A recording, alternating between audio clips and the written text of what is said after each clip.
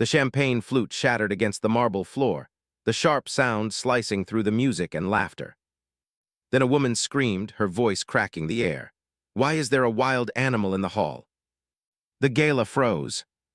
Hundreds of eyes turned at once toward the glass terrace doors of the mountain resort. Beyond the polished marble and crystal lights, a shadow moved. Then it stepped inside. A lynx. Its fur was matted, one leg dragging as it crossed the threshold. Behind it, scraping weakly against the floor, was a small cub. The cub's body barely moved. Its chest rose in shallow, uneven breaths. For a heartbeat, no one spoke. Then panic exploded. Chairs scraped back. Someone dropped a phone.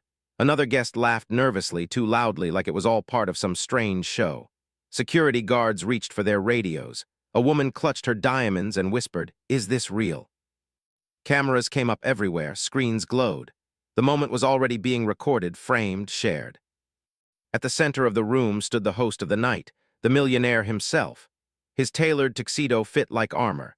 Gemstone cufflinks caught the light as he raised his glass, more amused than alarmed. "Well," he said, lips curling into a grin, "I did say tonight's charity would be unforgettable." A few guests chuckled, relieved to laugh. Others watched the animal in silent fear.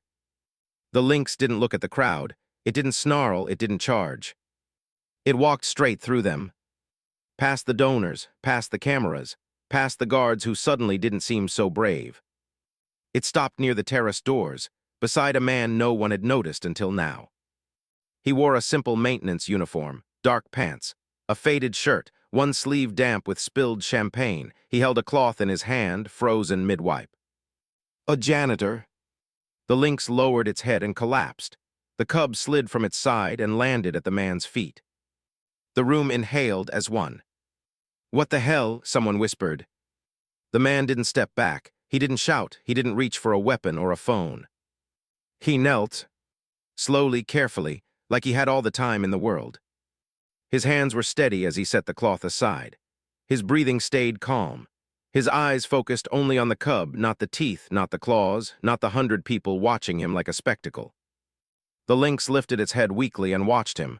It didn't attack. It didn't flee. It stayed. The millionaire let out a laugh, shaking his head as if he'd just seen a street performance. "Oh, this is perfect," he said loudly. "A wildcat crashes my gala and it picks my janitor as its hero." More laughter followed, uncertain but eager to please. "Careful there," the millionaire added, sipping his champagne. "This isn't one of your mops." The man looked up for the first time. His voice was quiet, almost lost beneath the murmurs. "Please," he said, "give it some space." No one moved. Phones pushed closer instead. The cub made a faint sound, barely more than air. The man placed 2 fingers gently against its side, feeling for something only he seemed to understand. A woman near the front scoffed. "Is he seriously touching it?" Security took a step forward. The lynx growled, low and warning. They stopped. That drew more laughter, nervous now, uneasy. The millionaire raised an eyebrow, enjoying the tension. "Look at that," he said. "Even the animal knows drama when it sees it." He gestured around the room.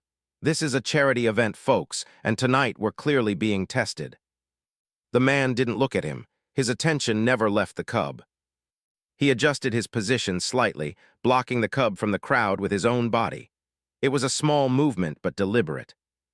That caught the attention of someone seated near the back, a woman with sharp eyes and a posture that spoke of authority. She didn't smile. She didn't film. She watched the man's hands instead. The lynx lowered its head again, resting it dangerously close to the man's knee. Gasps rippled through the hall. "Is he insane?" someone whispered. "He's dead," another muttered. But the man remained still, calm, present. The millionaire tilted his head, studying him like a curiosity. "You work here, right?" he called out. "Maintenance." The man nodded once. "So tell me," the millionaire continued, his voice dripping with mock kindness, "is this part of the job description now? Animal control." A few guests laughed again, louder this time. The man finally looked up. His eyes met the millionaire's for just a second. There was no anger in them, no fear, just something unreadable. "I'm just trying to help," he said. That only amused the room more. Help, the millionaire repeated. He spread his hands. Ladies and gentlemen, we have ourselves a miracle worker. He took a step closer, careful to keep a safe distance. What's next? He asked, smiling broadly. You going to whisper to it, sing to it? The cub's breathing hitched. The man's jaw tightened just slightly. Please, he said again, firmer this time. It needs quiet. The millionaire smirked, enjoying the power of the moment. Cameras zoomed in. Guests leaned forward. Oh no, he said. If you're going to play hero, do it properly. He lowered his voice, just enough to sound dangerous. Careful, hero, the millionaire said. Or are you planning to heal it with magic? A taser clicked on, sharp and loud in the sudden silence, and the lynx snapped her head up, teeth bared, a low growl rolling out of her chest. Don't, the man said instantly. His voice wasn't loud, but it cut through the room. He didn't look at the guards, he didn't raise his hands. He did something smaller, slower. He shifted his shoulders down, relaxed his posture, and lowered his gaze just enough. 2 fingers lifted, barely moving, then settled against his knee. The lynx hesitated. Her growl softened, her ears twitched. She stayed where she was. A ripple of shock ran through the crowd. Security froze, unsure. One guard whispered, "How did he?" The cub let out a weak, broken sound. Its breathing was worse now, short, gasping. Each breath looked like it might be the last. The man leaned closer, careful not to touch the lynx. He placed his palm near the cub's chest, not pressing, just feeling. Around them, whispers grew. Who is this guy? Is he trained or something? Why is the animal listening to him? The millionaire heard it all. He stopped smiling. For the first time that night, his attention wasn't on the cameras or the donors. It was locked on the man kneeling on his marble floor, commanding silence without raising his voice. The millionaire cleared his throat. All right, he said, forcing a chuckle. This has gone far enough. No one laughed. That annoyed him more than fear ever could. So, he continued louder, we're really doing this, letting a janitor play Animal Whisper at my event. A few guests laughed, but it sounded thin. The man didn't react. His eyes stayed on the cub. The millionaire stepped closer again. Hey, he called, maintenance. The man looked up. You seem very calm, the millionaire said, like you've done this before. I'm just doing my job, the man replied. That answer drew murmurs. His job, someone whispered. What does that mean? The millionaire smiled again, but this time it was sharp. Your job is to clean floors, he said, not save wildlife. He gestured toward the cub. But since you've put on such a show, how about you actually do something useful? He reached into his pocket and pulled out his phone. I'll make this interesting. A hush fell. If that cub lives, the millionaire said, I'll donate $1 million tonight, right here for the cameras. Gasps, phones lifted higher. And if it does, someone asked. The millionaire's eyes stayed on the man. Then you're fired, he said calmly, on the spot. The words landed heavy. The crowd leaned in, some smiled, some winced. The man's expression didn't change, but his hand paused mid-motion over the cub. I didn't ask for this, he said quietly. Oh, come on, the millionaire replied. Don't be shy now, you wanted attention the moment you touched it. That's not true, the man said. A woman near the front scoffed. Then why is he still there? Let him try, someone shouted from the back. Yeah, another voice added. You already promised the donation. The pressure built fast, cameras, faces, expectation. The man glanced up once, just enough to see the circle around him. Then he looked back down at the cub. Its breathing stuttered again. He swallowed. I don't need money, he said. That surprised the room. The millionaire laughed. Everyone needs money. The man shook his head slightly. Not for this. That answer irritated the millionaire even more. So what, he snapped. You're just going to kneel there and let it die. The lynx shifted, uneasy. The man raised one finger again, subtle, controlled. She settled. The man took a slow breath, then another. When he spoke, his voice was still calm, but different now, firmer, certain. If you want to make it a spectacle, he said, that's on you. He finally looked up, meeting the millionaire's eyes. But if you actually wanted to have a chance, he continued, Then bring me a table. The room went dead silent. And stop shouting. The crowd leaned in, the man's hands began to move, and something old, something buried, came back to life. Not rushed, not shaking. They moved with memory. He slid the table into place himself, ignoring the help offered too loudly. He adjusted its height with a folded cloth, testing balance, pressure, angles, small corrections most people wouldn't even notice. Then he returned to the cub, his knees pressing into cold marble like it didn't matter. The lynx watched him closely. Her muscles stayed tense, but she didn't strike. When his fingers brushed the cub's side, she only flinched once, then allowed it. A collective breath left the room. For a moment, the lights, the cameras, the whispers all faded. And something else surfaced. Cold nights, a wooden floor, a flickering bulb. A much younger version of him sat cross-legged beside a cardboard box lined with rags. Inside it, a bird with a broken wing shivered. He remembered how his hands had trembled then, how he'd learned to slow them down, how fear only made pain worse. Another memory slipped in, quiet and sharp. A hospital room, the steady beep of a monitor, a chessboard balanced on his knees. One hand moving pieces, the other holding someone else's, thin and tired, no talking, just focus, just patience. Back in the present, he pressed 2 fingers lightly against the cub's ribs, counted, adjusted. He tore a clean strip from his sleeve without hesitation and used it to steady the cub's breathing. The lynx lowered her head. Someone whispered, "It's letting him." Another voice, "Why is it letting him?" Across the room, a man with silver hair and tired eyes leaned forward in his chair. He hadn't spoken all night. A name badge on his lapel caught the light, someone important. A scholar, a conservationist, the kind of person people quoted. He frowned, not in doubt but in interest. The millionaire noticed him watching. "Careful," the millionaire said loudly, forcing a grin. "You're starting to look impressed." The older man didn't respond. He was watching the man's hands. Watching the order. First the breathing, then the pressure point, then the warmth. Each action followed the last like steps on a board, no wasted motion, no panic. The cub's chest rose, fell, then rose again. A little stronger. The crowd realized it at the same time.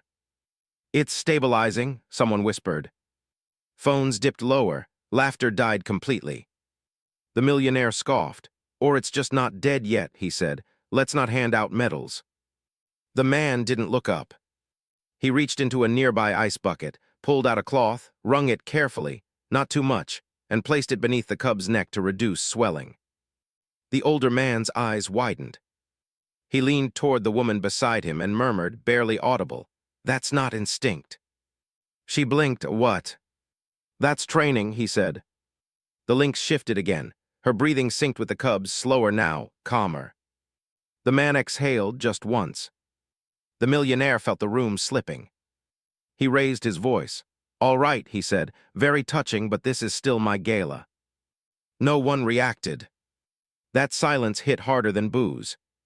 "So," the millionaire continued, irritation seeping through his charm, "how long do we pretend this is something special?" The man finally looked up again. Not defiant, just steady. "I'm not pretending," he said.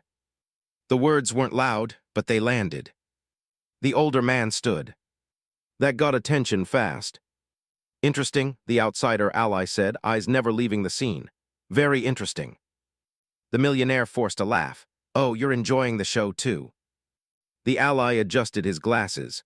"I'm watching problem-solving under pressure," he replied, "and I don't see guesswork." The room buzzed again, different now, curious, respectful. The cub stirred weakly. The man's hands didn't stop. The millionaire's smile vanished. "You're enjoying this too much," he snapped, stepping forward. "If you're so skilled." He paused, eyes narrowing. "Let's test real skill." The words hung in the air. And for the first time, the man froze. The chessboard hit the table with a sharp crack, rattling the glasses nearby. "Let's make this interesting," the millionaire said, loud enough for every microphone to catch. "Since you like performing, why don't you entertain us properly?" The board sat inches from the dying cub. Ivory and black squares, polished pieces, a custom set, heavy, expensive, made to impress. The crowd stirred, laughter bubbling up again, relieved to return to something familiar. A game, a spectacle. Chess, someone scoffed, against him. The millionaire straightened his cufflinks, gemstones flashing. Why not? I'm a regional champion, charity tournaments, interviews. He smiled thinly at the man on the floor. And you, well, you clean up spills. A ripple of laughter rolled through the room. The man didn't look at the board. His focus stayed on the cub, whose breathing had steadied but remained shallow. He adjusted the cloth again, careful, precise. I don't have time, he said quietly. This matters more. Oh, don't be shy, the millionaire replied. You already love the attention. I don't, the man said. The millionaire leaned closer. Then prove it or walk away. The words were soft but sharp. If you lose, the millionaire continued, you're fired tonight. Security will escort you out. A murmur, phones lifted higher. And if you win, someone asked. The millionaire laughed. He won't. The older man, the outsider, watched from across the room, hands folded, eyes unreadable. The janitor finally looked up. Not angry, not proud. Just tired. I don't play for money, he said. The millionaire's smile widened. Good, then play for dignity. That landed. The man's jaw tightened, not visibly, but enough. He looked at the cub, at the Lynx who watched him back unblinking. Then he stood. Slowly, carefully. The room went quiet again. I'll play, he said, but after you stop. The millionaire laughed. After you won't matter. They took their seats. The board sat between them like a thin line drawn on marble. White or black? The millionaire asked, already reaching. You're hosting, the man replied. You start. More laughter. The millionaire scooped up the white pieces, exaggerated his movements, and slammed a pawn forward. Pawn to e4, he announced, smirking. Let's see how they play chess in basements. A few guests chuckled. The man didn't blink. His hand moved instantly. Pawn to c5. The sound of the piece clicking into place was soft, but it cut through the room. A few heads tilted. The Sicilian, someone whispered. The millionaire's smile flickered just for a moment. Cute, he said. You've watched videos. He pushed another piece faster now. Night out, aggressive. The man responded just as fast, calm, clean. No hesitation. The room leaned in. The cub let out a weak sound behind them. The Lynx stayed still. Move by move, the air changed. The millionaire began narrating less. The laughter thinned. People noticed the pattern, not just on the board, but in the man's posture, straight, still, eyes steady, like he was seeing several moves ahead, not just one. The millionaire adjusted in his chair, took a sip of champagne, missed the board's edge. Careful, someone whispered. The outsider ally leaned forward. His eyes widened slightly. That opening, he murmured almost to himself. Isn't amateur. The millionaire laughed as he lifted one of his own pieces and pushed it forward, offering it up without hesitation. Go on, he said, grinning wide. Take it. A bishop fell. The sound of it hitting the board was loud enough to draw a few cheers. Bold, someone said, confident. The millionaire leaned back in his chair, arms spread slightly, enjoying the moment. Sometimes you have to sacrifice to dominate, he announced. That's how real players win. The man across from him didn't react. He didn't rush to take advantage. He didn't smile. He only studied the board, eyes steady, breathing even, as if he were listening to something no one else could hear. Then his hand moved. A knight slid forward, cutting space, threatening lines the crowd didn't immediately understand. The millionaire waved it off. Posturing, he said, already moving again, another flashy push, another aggressive angle. Pieces clashed like animals circling. Knights leapt like predators across the board, sharp and sudden. Bishops cut diagonals like blades. Pawns marched forward in neat lines, disciplined, patient, soldiers who knew exactly where they were going. At first the crowd laughed. Then they leaned in. Whispers replaced jokes. Why isn't he defending? He is defending, someone replied softly, just differently. The man responded to every attack without pause, not rushed, not slow. Each move landed exactly where it needed to be. The board was changing, tightening like a net being drawn, closed one thread at a time. And with each move, something else surfaced. A memory, brighter this time. A crowded hall filled with folding chairs, the smell of cheap coffee, a clock ticking too loud. He sat across from an older opponent, hands folded, eyes calm. People whispered his name then, said it with excitement, with expectation. He won that match in silence. Then another's. Then another's. Until the day his phone rang mid-tournament. Until he stood up and never came back. Another memory followed, his mother's hands raw from work. Bills spread across the table. His chess trophies boxed up, stacked under the bed. The decision made without words. Silence wasn't surrender, he'd learned. It was survival. Back in the present, the millionaire's laughter slowed. He leaned forward now, elbows on the table, eyes narrowing. Interesting, he muttered, pushing another piece. You're tougher than you look. The man didn't answer. The outsider ally had gone completely still. His fingers pressed together, eyes locked on the board. No, he whispered to himself, he's not reacting. He watched the pattern take shape, the spacing, the bait. The millionaire attacked again, harder this time. A rook charged down an open file. Gasps echoed. That's dangerous, someone said. For who? Another replied. The man paused, just long enough for the room to feel it. Then he slid a pawn forward. A quiet move, almost invisible. The ally inhaled sharply. Oh, he breathed. The millionaire didn't notice. He was smiling again. You're running out of room, he said, tapping the board. Check coming. The man's eyes lifted briefly, meeting his opponent's gaze for the first time. Is it? He asked. The millionaire frowned. He looked back at the board, and for the first time his grin cracked. Lines he thought were safe weren't. Pieces he believed protected were suddenly exposed. The night from earlier, forgotten, ignored, now threatened everything. The crowd felt it before they understood it. The air tightened. Wait, someone whispered. He can't move that. The outsider ally stood halfway out of his chair now. It's a trap, he said softly, an old one. The millionaire swallowed. That's impossible, he snapped, moving a piece too fast, too sloppy. The man responded instantly. Check. The word wasn't spoken, but it didn't need to be. The millionaire stared at the board, sweat forming at his temple. He laughed again, but it sounded thin. Cute trick, he said. You're still done. The man looked at the cub, then back at the board. And then slowly, deliberately, he reached out and lifted his queen. A sharp intake of breath rippled through the room. No way, someone gasped. The piece hovered for a heartbeat. Then he placed it where it could be taken. Sacrificed. The room exploded into shocked murmurs. The millionaire froze.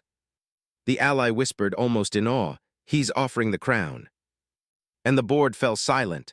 The millionaire's hand hovered over the board, and for the first time it trembled. He stared at the queen he'd just captured, relief flashing across his face for half a second. Around him, the room held its breath. See, he said, forcing a laugh. Sacrifices only work when the other player understands them. The man didn't reply. He moved. Not dramatically, not fast. A rook slid into place, cutting off escape.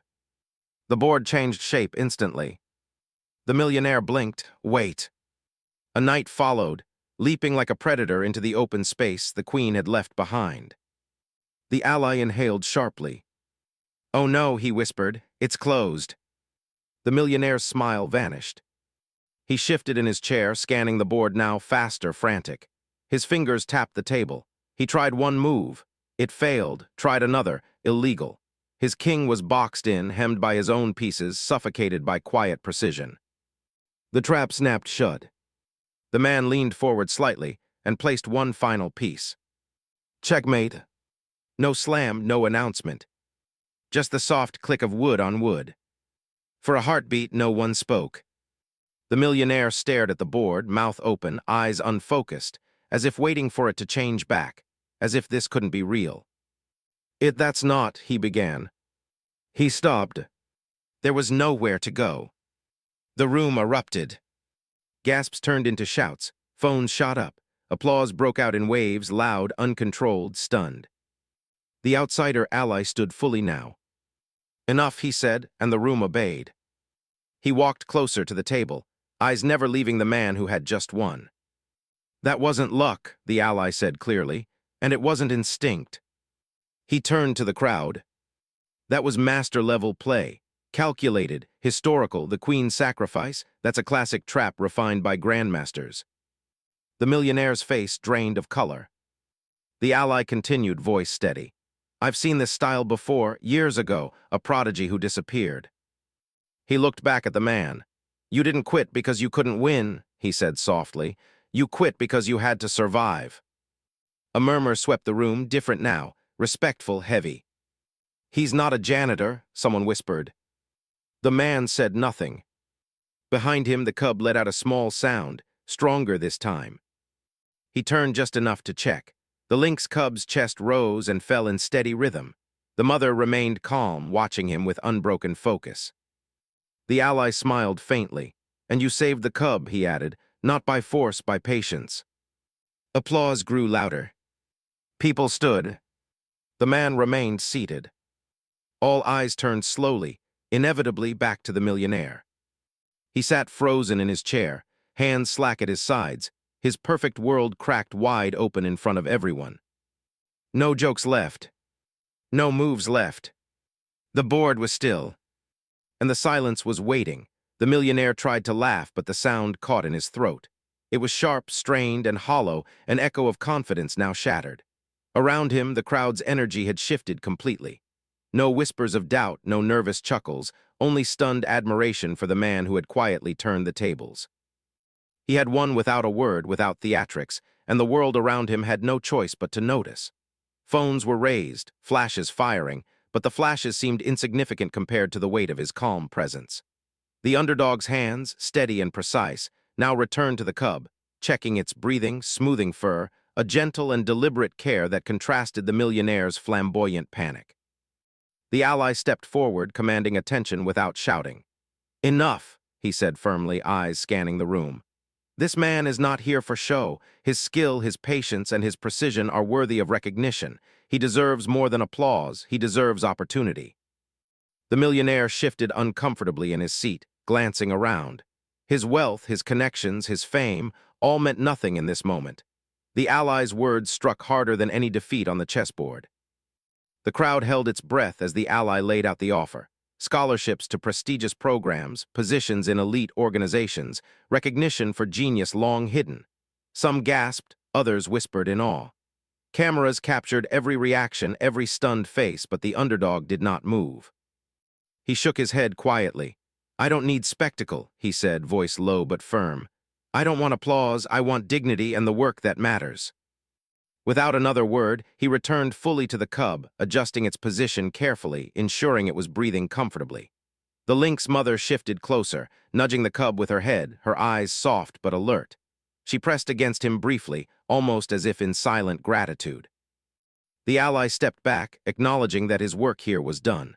The crowd continued to murmur, caught between admiration and disbelief.